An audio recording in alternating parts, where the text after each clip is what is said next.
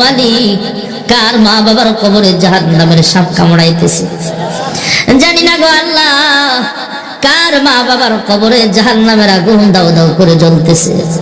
আয় আল্লাহ, তাদের পক্ষ থেকে মাফ চাই, ক্ষমা চাই। আজকের মাহফিলের উসিলায় তাদের কবরগুলো জান্নাতের বাগান বানায় দাও।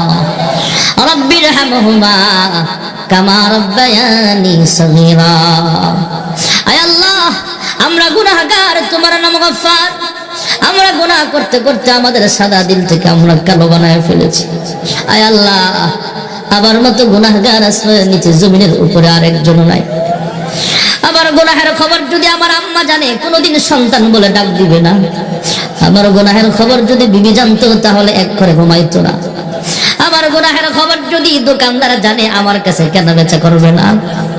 আমার গুনাহের খবর যদি ড্রাইভার জানতো, গাড়ির সিটে আমাকে বসতে দিত না।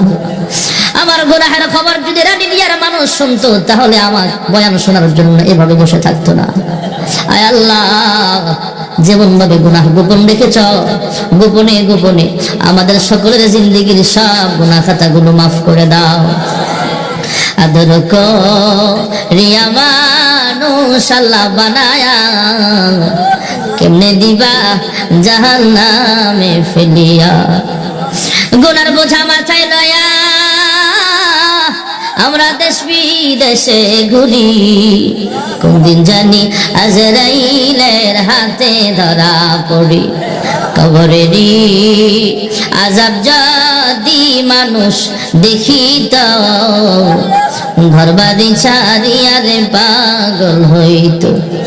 তুমি ছাড়া কারি কাছে আমরা করি বড় দান, তুমি বিনে কে বুঝিবে মনেরই বেদন।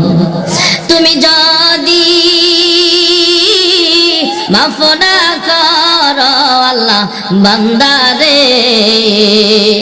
বলো তোমার বান্দা কার কাছে যাবে। আয় আল্লাহ, আমরা গুনাহগার, তোমার নাম গফফার।